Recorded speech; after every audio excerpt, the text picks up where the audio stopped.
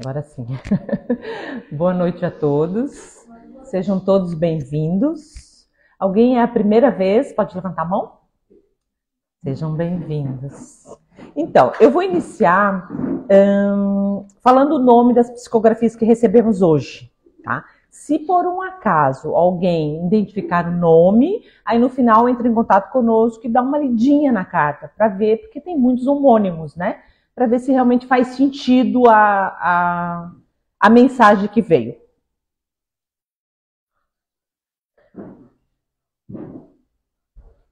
Paulo César. Foi um acidente, ele começa falando, foi um acidente. Hoje veio dois Paulo César. O Paulo César Domingues, que foi um voluntário nosso, também veio escrever, a dona Sônia veio receber. O Luiz da Cruz, que é o esposo da Adelaide, também veio receber. Maria de Lourdes Felau, que é a mãe da Marli, ela não está aqui, mas ela já leu. O Rui Siloc, que é o pai do João, também veio passar uma carta hoje. Maria Odete Machado. Luana Moraes Antunes. Iria Fuque, também eu acho que é da parente da Juliana.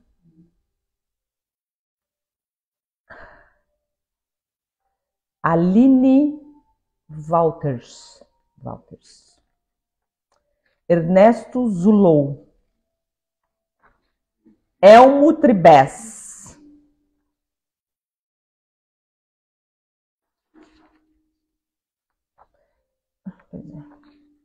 Então eram esses os... Antes, Grazi, eu queria saber onde é que está aquela oração que eu... Hã? Calma. Não, a oração aquela não tem. Não, mas tudo bem. Eu vou ler para vocês um trechinho aqui da Vinha de Luz, que vai servir como uma oração, tá bom? Isso diz assim, inverno. Daí não precisa apagar a luz, né? Senão eu não consigo enxergar. Procura vir antes do inverno, diz Paulo em Timóteo. Procura vir antes do inverno. Claro que na análise comum desse versículo, revelará a prudência e a recomendação de Paulo de Tarso para que Timóteo não se arriscasse a viajar na ação do inverno forte. Na época recuada da epístola, o inverno não oferecia facilidades à navegação. É possível, porém, avançar mais longe, além da letra e acima do problema circunstancial de um lugar e tempo. Mobilizemos nossa interpretação espiritual.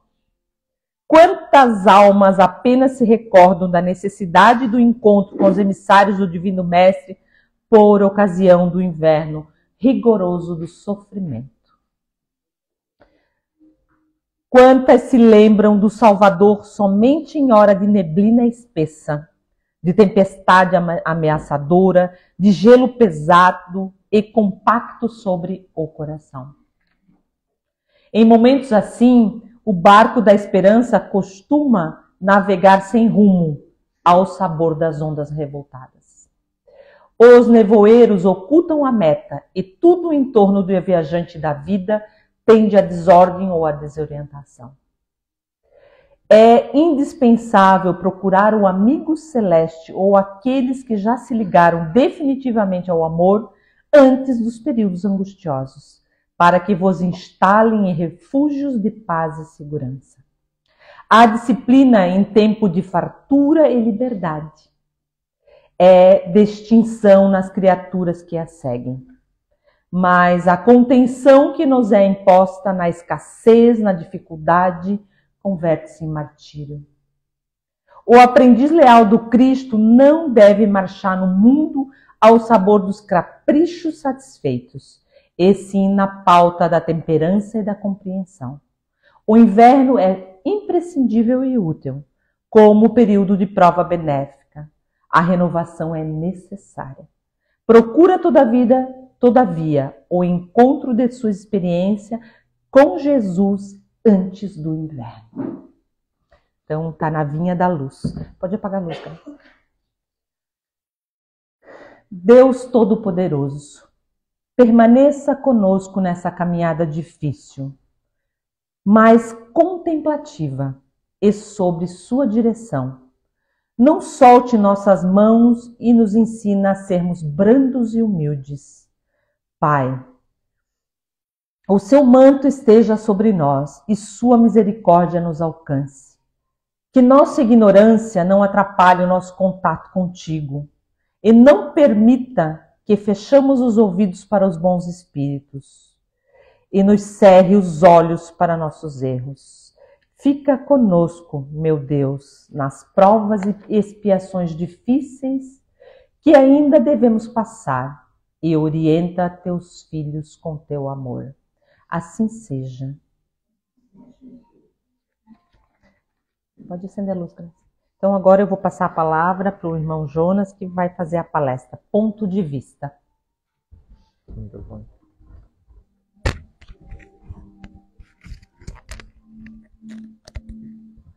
Boa noite a todos. A palestra de hoje eu vou falar sobre referente ao ponto de vista. Ela se remete ao capítulo 2 do Evangelho segundo o Espiritismo, dos itens 5 ao 7. E necessário se faz, primeiro, entender o que é ponto de vista. O ponto de vista é uma opinião, uma ideia, um entendimento que nós temos sobre alguma pessoa, sobre alguma situação, algum local. Então, esse ponto de vista ele pode ser individual, quando você toma uma ideia sobre algum assunto. Ele pode ser coletivo, de um grupo de pessoas, uma cidade, um país. Então, nós achamos, por exemplo, eu acho o azul bonito, uma pessoa acha o vermelho, uma pessoa acha um time melhor do que a outra. Nosso país acha a república melhor do que uma monarquia. Então, isso são pontos de vista que as pessoas e as comunidades vão tendo, no decorrer da sua vida. O ponto de vista individual e o coletivo. E isso traz uma formação, às vezes, de ideias em conjunto com as pessoas. Nesse sentido, é possível afirmar, por exemplo, que o nosso país, no ponto de vista da maioria das pessoas, é um país pacífico. É um país que prefere viver em paz do que viver em guerra. Então, a maioria das pessoas que aqui vivem tem esse ponto de vista. Nós temos países que vivem em constantes guerras. Então, as pessoas lá têm um ponto de vista do que o embate ainda é uma melhor opção para eles.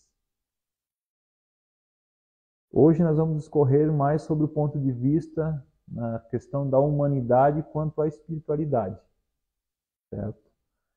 E para discorrermos sobre isso, a gente fala de uma figura muito popular, muito conhecida de nós, que é Jesus. E Jesus veio nos trazer que Ele é o caminho, a verdade e a vida. Ninguém vai ao Pai senão por mim.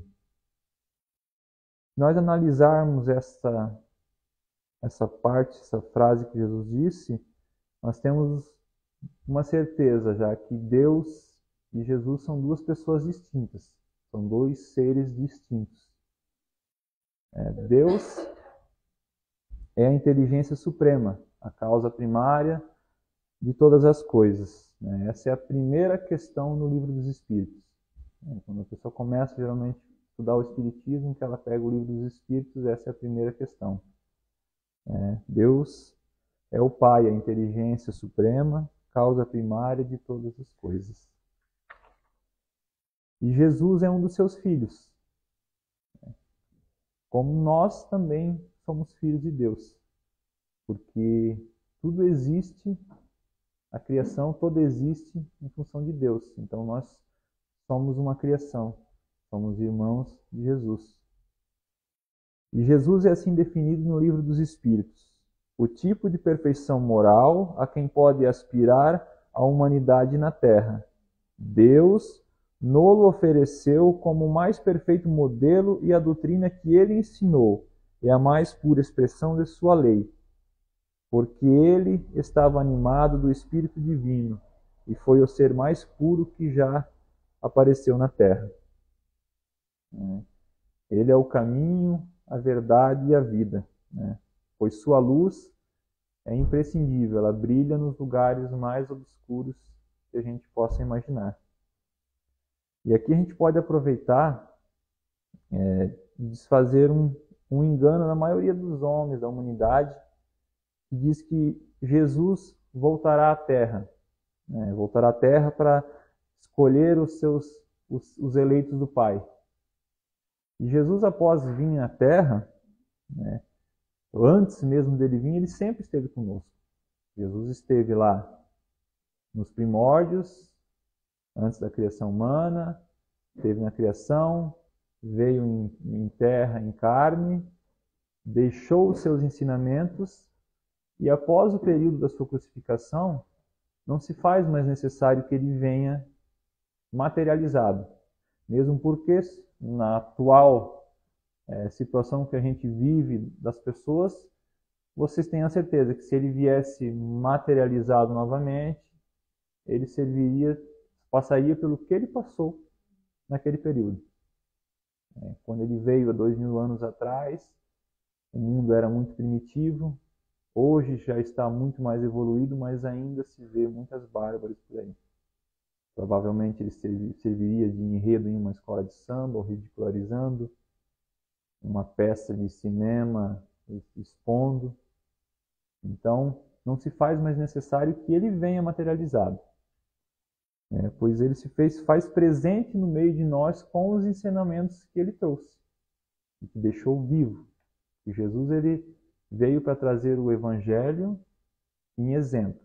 Ele veio exemplificar, caminhando e mostrando o que ele deixaria para nós. São as palavras, são o Evangelho. E no Evangelho, se você perceber, tudo vai moldando a nossa moral. Então as pessoas às vezes se preocupam com muitas coisas além, muitas coisas mais sofisticadas, mas às vezes acabam se esquecendo da moral. E a moral foi muito que Jesus veio trazer. Todos os ensinamentos eram o melhoramento moral das pessoas. Quando Jesus disse que só se chega a Deus por meio dele, ele não estava deixando assim para as pessoas, dizendo para as pessoas que precisaria dele para chegar a Deus. Quando ele diz que só se chega a Deus através dele, são pelos ensinamentos dele, pelas diretrizes, porque ele veio intuído com um Espírito Divino. Então, o que ele passou são as diretrizes de Deus. Na ordenação divina não tem uma mudança de pensamento a partir de uma instância. Como aqui na nossa terra a gente tem uma primeira instância, no meio jurídico tem uma decisão, depois a outra já vai contra, e a outra já vai contra. No meio espiritual não. Tem escalas, tem um poder hierárquico, mas que todos seguem a mesma linha. Então por isso que quando ele diz só se chega a Deus por meio dele, ele está falando sobre as suas diretrizes, sobre os seus ensinamentos. E as diretrizes de Jesus são diretrizes do próprio Deus, conforme no livro dos Espíritos. Ele deixa claro isso. Amarás o Senhor teu Deus de todo o teu coração, e de toda a tua alma, e de todo o teu entendimento. Isso é um dos maiores ensinamentos. Junto com amarás o teu próximo como a ti mesmo. Então essa é uma apresentação pessoal de Jesus, pelo que ele veio. Mas muitas pessoas ainda querem saber, às vezes, qual que é o real motivo, o objetivo dele ter vindo, materializado num mundo de tantos sofrimentos, num mundo onde talvez ele, por si só, não precisaria. Mas ele veio ao mundo porque ele se fez presente entre nós. E ele responde, eu vim para que tenham a abundância. Mas de que abundância que Jesus estava falando? De que vida que ele estava falando? Jesus se referia à nossa vida espiritual, né? Então precisamos voltar ao nosso tema aqui para a gente entender o que se refere à vida espiritual. Nos primórdios, a gente teve dividido em dois grandes grupos, dividido em pensamento, em ponto de vista. O primeiro grupo era aquele grupo que tinha a ideia que a pessoa nascia, o espírito nascia no momento do nascimento, e no momento da morte ele deixava de existir. Não tinha nada mais além disso. Era aquele período do nascimento, crescimento, reprodução, morte e acabou a vida espiritual. Esses eram os materialistas, que não acreditavam em nada além do corpo físico. E possuía um segundo grupo que eles acreditavam que o espírito nascia no momento do nascimento e após a morte existia algo, que era a alma. Mas eles não tinham uma ideia formada do que acontecia depois, de como que acontecia depois. Diziam que às vezes iria, dependendo do que a pessoa fazia, dependendo da sua vida, da sua moral, ela iria para o céu ou iria para o inferno. Se a pessoa não fosse nem tão boa e nem tão ruim, ela iria para o purgatório. E ali ela aguardava até o juízo final, e aí ela ascendia ao céu ou descia eternamente para o inferno. Vocês pensam hoje nas pessoas que não são nem tão boas e nem tão ruins, que desencarnam. E pensam no tamanho do purgatório que teria. Na fila gigantesca que seria para você olhar a vida de cada um e julgar. E quão injusto que seria também, né? Porque às vezes as pessoas tinham aquela crença de que eu cometi o pecado, mas eu me arrependi, no momento da minha morte eu vou para o céu. E dentro desses grupos ainda, desse último grupo, tinha uma divisão que acreditava que a vida continuava, que acreditava na reencarnação, mas eles não estavam bem certos de como isso acontecia. Eles não tinham uma ideia clara de como que isso acontecia depois da morte, se reencarnaria uma vez ou duas, eles não tinham essa certeza, né? Esses eram os espiritualistas desse grupo, né? Era um subgrupo. Eles acreditavam na existência da alma, só não sabiam o que acontecia, como acontecia, né? Eram os dois pontos de vista que tinham no período. Se nós pegássemos o primeiro grupo, que era o grupo que acreditava só da vida nascendo no nascimento e indo até a sua morte, a gente trazia um grupo que tinha uma necessidade muito grande e um esforço muito grande em viver o presente. Em viver somente aquela vida, trabalhar para conquistar, para gozar dos bens materiais aqui presentes, porque para eles nada importava depois da vida. Eles não vão para local nenhum.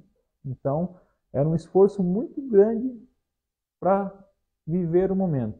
E aí você tinha uma prática muito grande do egoísmo, do orgulho, não tendo motivos para um crescimento espiritual.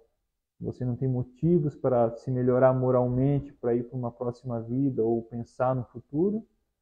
Você vive como se fosse o amanhã.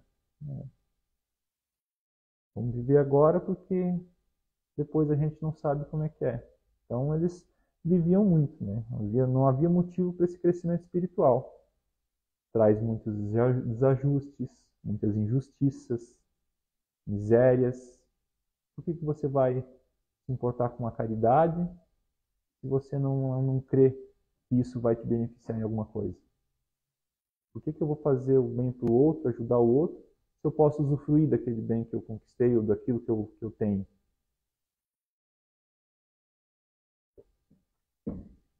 Então isso distanciava o homem do amor ao próximo, de se preocupar com os outros. Era um interesse em si mesmo. Se o destino tivesse traçado como no segundo grupo, céu, inferno e purgatório, seria injusto, onde existiria a justiça divina. Né? A pessoa não consegue, em uma única encarnação, se melhorar na sua totalidade para atingir um céu. Ou qualquer erro que ela cometesse, ela seria colocada no inferno por uma eternidade. Então você tem uma visão que te limitava muito. Porque hoje a gente já tem esse conhecimento, mas a nossa evolução, ela tem encarnações após encarnações. Há pessoas que vêm com a simples colocação de ter uma família e viver e dar um amor para aquela família, reajustar alguma coisa com aquela pessoa que ela teve em outra vida, e ela fica só naquilo. Então essa, às vezes, é a programação que essa pessoa tem. Muitas pessoas querem avançar muito na sua programação espiritual e pedem para que na sua programação coloquem coisas para ela passar logo e acender logo. Os próprios guias espirituais não permitem. Eles freiam, colocam coisas que seja possível que a pessoa consiga, porque ela vai ter que passar por várias existências. Um pai encarnado aqui, muitos de vocês são pais, são mães, vocês sabem que se um filho acabar cometendo alguma imprudência, fazendo alguma coisa errada, nenhum pai vai colocar um filho num castigo eterno. Ou vai passar a mão totalmente na cabeça desse filho para ascender ele ao céu. Então é muito injusto você crer num Deus que é muito punitivo e que não tem a misericórdia de perdoar. Então não creiam em Deus que puna, que você vai arder eternamente no fogo do inferno, porque o Deus, ele é de todo amor, toda misericórdia, e ele perdoa. Como nós encarnados perdoamos, ele também perdoa. Então era necessário que surgisse um outro ponto de vista. E foi em abril de 1856, na França, que surgiu o Allan Kardec. De forma que ele organizou a doutrina. Ele trouxe uma doutrina organizada. E o que é a doutrina espírita? É um conjunto de princípios e leis revelados pelos espíritos superiores, contido nas obras básicas e que constitui a codificação espírita. O Livro dos Espíritos, o Livro dos Médiuns, o Evangelho segundo o Espiritismo, o Céu e o Inferno e a Gênese. Então Kardec veio para compilar essas ideias, elaborar perguntas. Ele era um cientista que fez um estudo científico em cima do Espiritismo. E viu que ali atrás tinha uma fonte inteligente que respondia por várias pessoas as mesmas respostas. E Kardec é o Consolador prometido. Ele veio no seu devido tempo, depois que Jesus passou, deixou seu evangelho, começou a amolecer o coração da população, que era muito dura, muito rígida, e Kardec veio para trazer uma nova visão, abrir aquelas palavras e explicar o que aquilo quer dizer. Porque as pessoas às vezes levavam da maneira literal, liam e levavam ao pé da letra. E a doutrina revela de maneira racional quem somos, de onde viemos, para onde vamos, qual o objetivo da nossa existência, qual a razão da dor e do sofrimento e como fazer para melhorar a nossa situação. Surgia ali um novo ponto de vista. Caberia a doutrina espírita dar uma visão para esse ponto de vista. E se trazemos para o presente, a gente acaba nos perguntando, como é o nosso modo de vida dos dias atuais? A humanidade tem valorizado de maneira extremada a vida material? Nós passamos grande parte da nossa vida buscando a satisfação imediata, o conforto imediato. É importante o conforto, a gente precisa evoluir, estar um conforto tanto financeiro, né, moradia, todo mundo quer ter um carro melhor. Mas as pessoas às vezes buscam um excessivo nisso. Querem sempre o melhor carro, querem ter sempre muito dinheiro nos bancos, querem ter o guarda-roupa cheio, uma camisa bonita, uma bolsinha, um sapatinho bonito. Todo mundo quer sempre o que tem de último e às vezes acaba tendo muito. E às vezes acabam esquecendo de cuidar do espírito. Cuidam do corpo, cuidam da vida material, mas o espírito às vezes é deixado de lado. Né? Poucos, muito poucos, se a gente pegar uma proporção da população, que cuidam do espírito.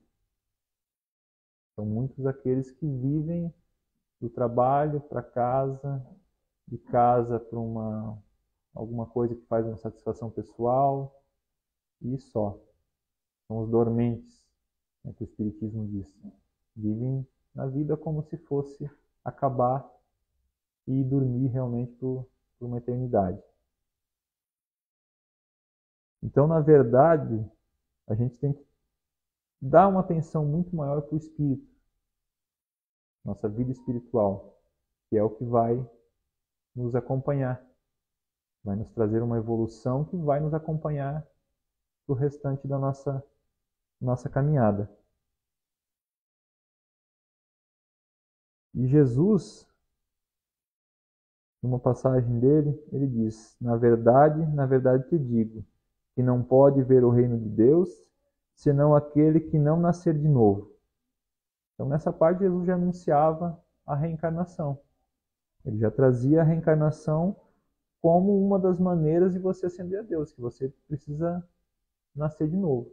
Em uma só encarnação você não consegue ter uma melhora que te leve a um mundo superior, que te leve ao reino de Deus.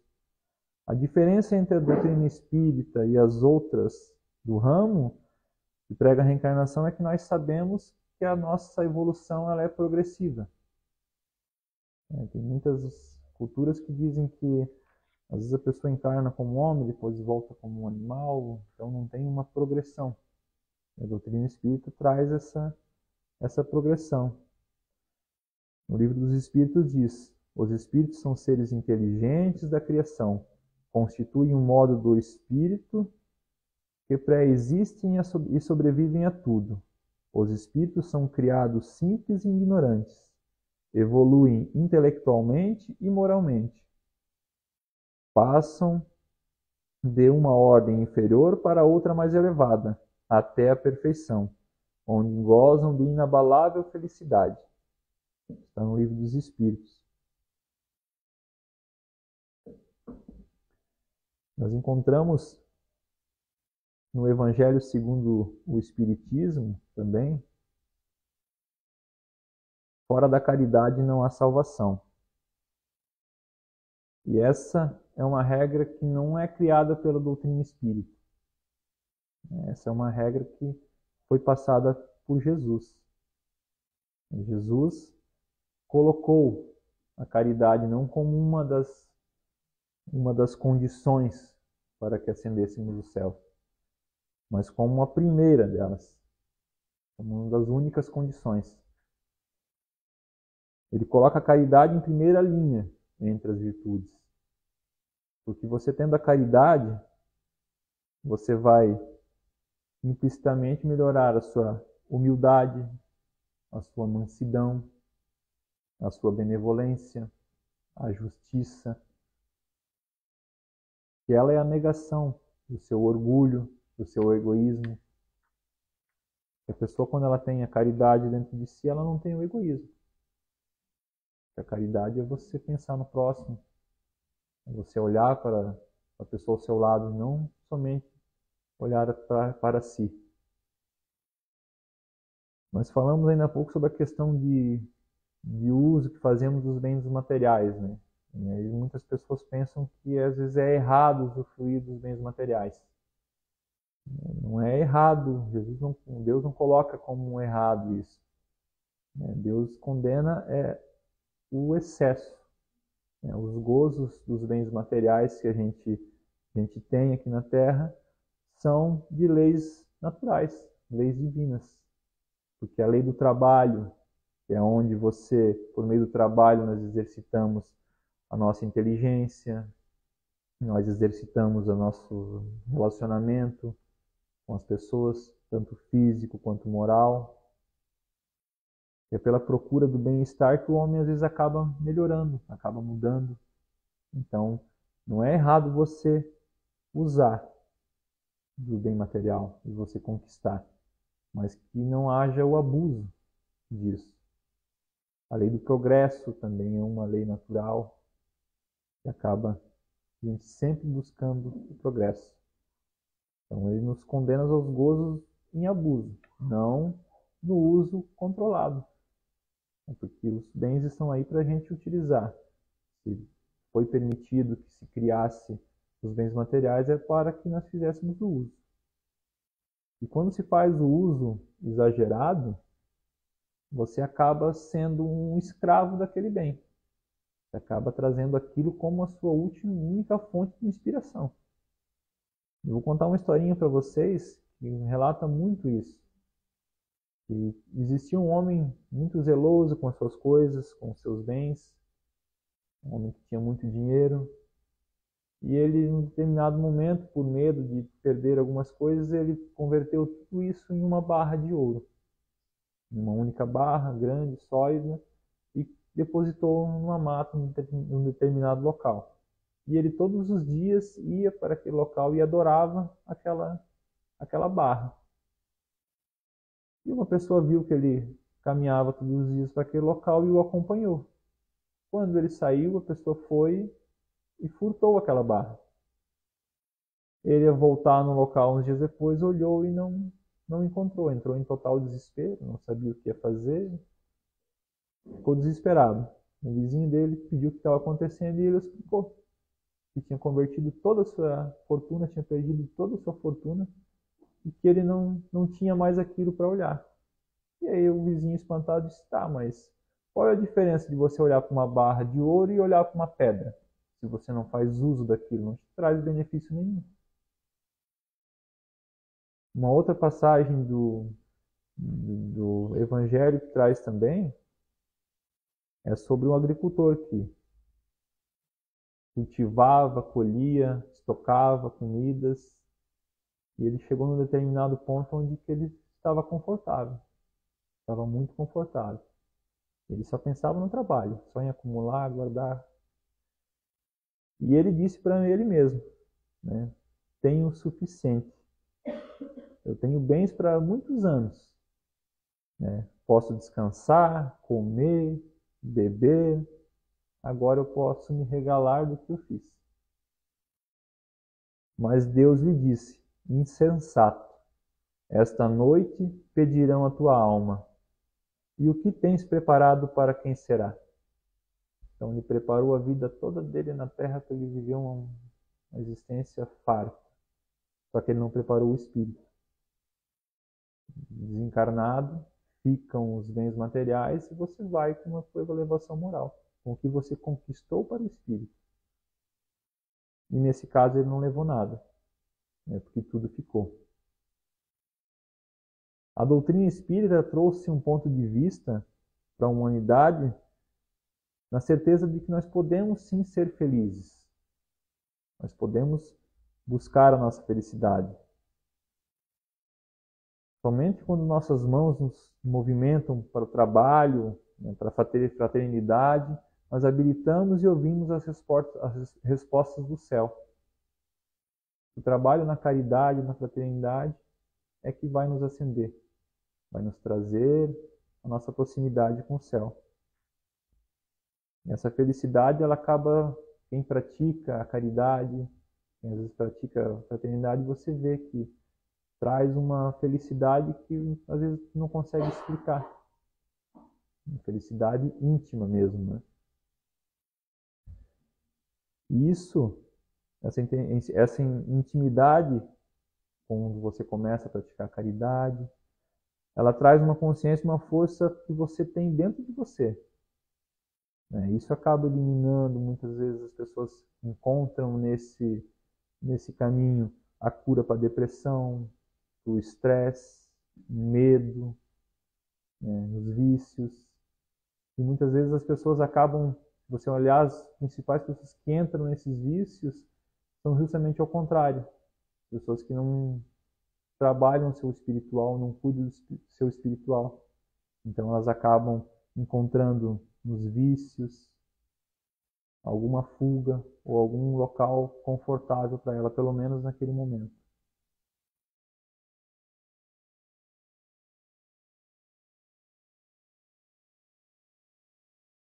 E o Espiritismo ele traz algumas perguntas. Às vezes a gente traz algumas perguntas que nós remetemos ao que o Espiritismo possa nos responder. Né? Quem sou eu? O que faço neste mundo? De onde eu venho? Para onde eu vou? Como resolver o enigma do sofrimento humano? Como encontrar a finalidade para a vida? E ao nos depararmos com essas perguntas, nós devemos estudar a doutrina espírita. E na doutrina espírita você tem as respostas para todas essas perguntas. Muitas pessoas às vezes vêm num estudo do Evangelho, no livro dos Espíritos, e sentam, e às vezes elas, no sair, elas falam, nossa, o estudo parece que foi remetido a mim hoje. Porque às vezes no que é falado no estudo atinge cada pessoa num ponto onde ela precisava ouvir. Cada pessoa às vezes sai daqui com a sua resposta, mesmo ouvindo somente um estudo, um ponto de vista. Então a doutrina espírita nos traz todas essas explicações. Ela nos leva também ao encontro do que o Jesus falava, né?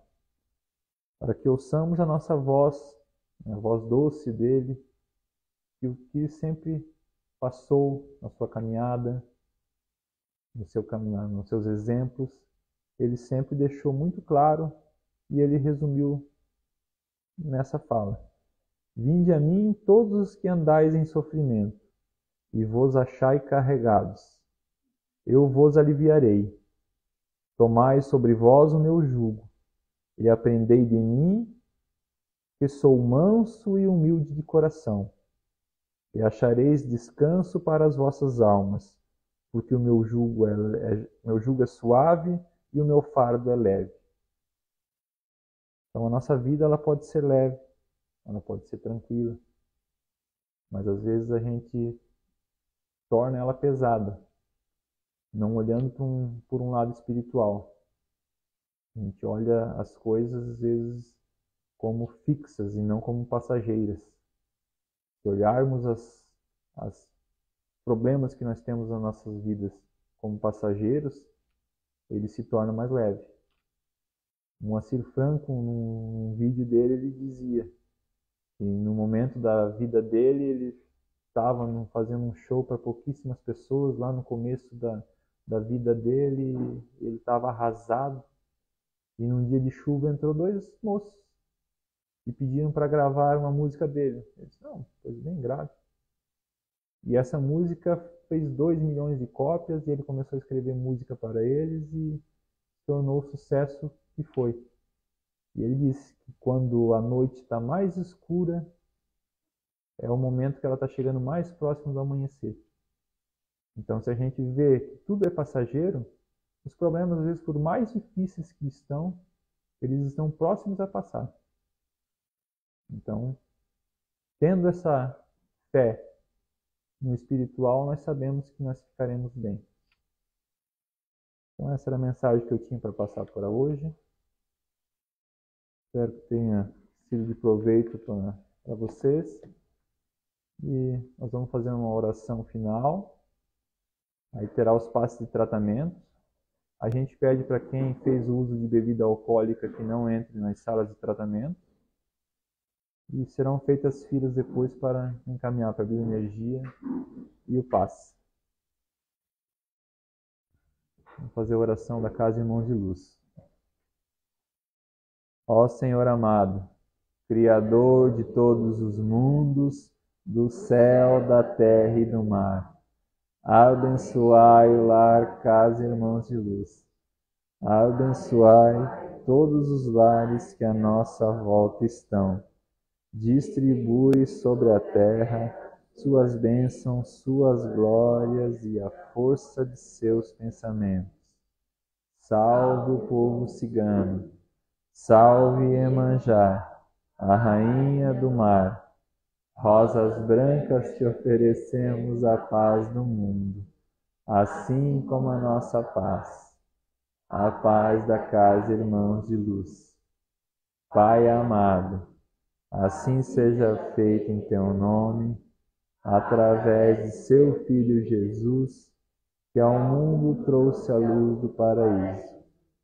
Ó Jerusalém, cidade sagrada, ó Nazaré, cidade amada, sagrada, consagrada e iluminada pela luz dos bastiões dos céus.